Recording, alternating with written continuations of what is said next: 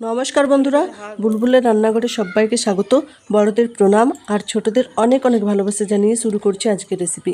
আজকের হচ্ছে আমার একটা কাকার ছেলে ভাইয়ের বার্থডে, তো সেই কারণে আজ মানে মেনু হচ্ছে পায়েস, লুচি আর মাংস, তো আরও অনেক কিছু।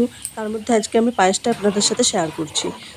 প্রথমে দেখুন, আমি এক লোকের মতো মানে নিয়ে নিয়েছি দুধ। দুধ হচ্ছে গরুর দুধ, আমাদের একদম কোনো আমুল দুধ ব্যবহার করিনি। আসলে অনেকজন ছেলে মানে ছোটো বাচ্চাগুলো বা বড় সবাই খেয়েছে, তো তাই অনেকটা পায়েস। এই দেখুন বন্ধুরা, আর দিয়ে দিয়েছি পায়েসের চাল। তারপর অতটা দুধ ফুটতে ফুটতে অনেকক্ষণ হয়েছে। তারপর দেখুন বন্ধুরা, আর আমি কিছুই ব্যবহার করিনি কিন্তু। এবার আমি দিয়ে দিলাম, একদম পায়েসটা রেডি হয়ে গেছে। এবার দিয়ে দিলাম চিনি, মানে যাতে মিষ্টি হয় সেরকমভাবে চিনিটা দিয়ে দিলাম। তারপর নেড়ে চেড়ে, আমি কিন্তু কাজু কিচমিচ বা কোনো কিছু ব্যবহার করলাম না, তবুও পায়েসটা এত সুন্দর খেতে হয়েছিল না, দারুণ।